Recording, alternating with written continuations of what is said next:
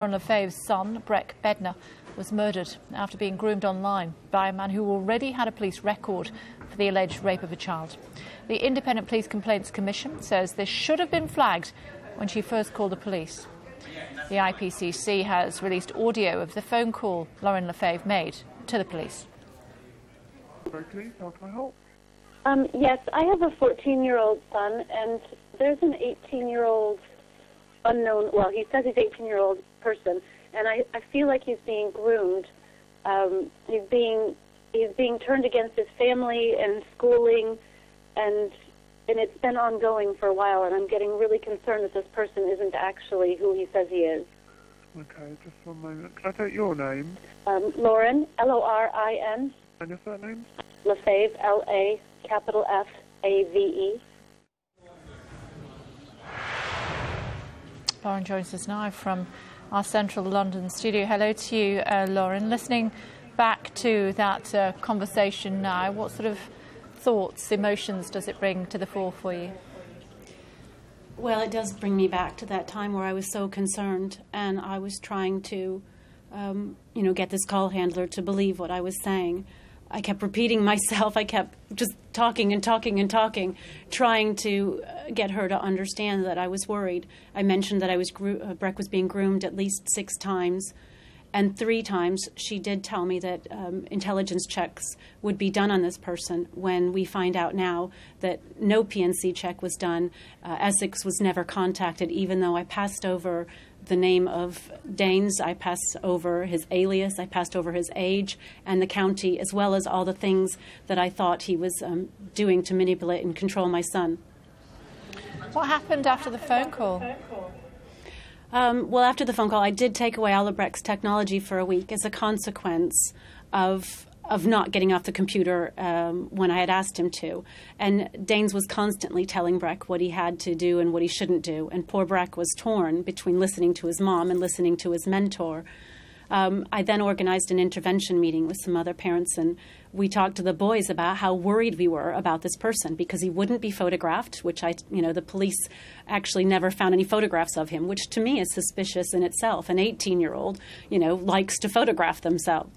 And so we held this meeting and asked the boys, several questions, and in the end, Danes refused to meet up with us adults in a public place, so we had to forbid the boys from gaming, socializing, or interacting with him at all. And Breck wasn't happy about it, but he agreed. And then once I contacted the police, I didn't hear back about any, past records or allegations. And Breck said he would stay off and try another server. Unfortunately, once the predator knew how against him we were, then that was the end of my control because everything went underground at that point. Police Watchdog has recommended better training for handlers. What form do you think that training should take? How do you think you could have been better helped? Well, I definitely think everyone needs to be trained in child sexual exploitation, especially when it comes to online issues, because cybercrime only continues to grow. I don't feel that the people that dealt with my claim understood what grooming was. I think maybe because Breck was a boy, they didn't take it seriously. I think maybe because I didn't say there were any sexual messages that they didn't take it seriously. But, Danes murdered Breck in a sexual and sadistic manner. He definitely had sexual undertones, but not showing that towards Breck. He was only offering Breck an amazing computer engineer career. And Breck wanted to be into IT. He wanted to be a pilot. And he was basically just following his mentor, thinking that this guy was going to give him the best career ever. Lauren, what would you say? I mean, your child dying before you is just not the natural order of things. As a mother, I can't even begin to imagine the suffering that you've had. As a mother, though, what sort of advice would you give to other parents to watch out for, to look out for, to try to prevent this happening to their children? I guess my biggest message is don't stop at anything to find answers. I believed when I went to the police it was the highest in the land. I had talked to schools, people at school, friends. I had asked around. Nobody ever mentioned CEOP or calling Childline for online issues or any other agency. And I thought going to the police was the highest place I could go to get information about whether or not this person was known to the police or not, because I did feel like he was a pedophile.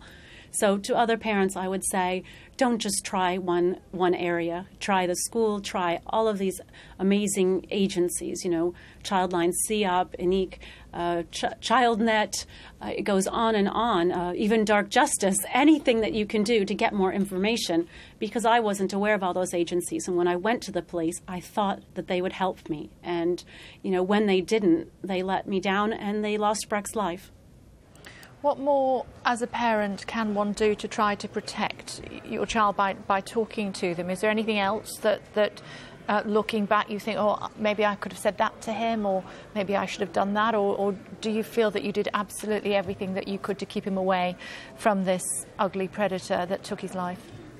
Well, sadly, in this case, Breck and I did talk a lot. When we'd go to cadets back and forth, he told me all these stories about Danes giving $2 million in Bitcoin trade sales to the Syrian rebels. And with all the terrorist activities that have been going on for all these years, that should have been flagged up as well with the police.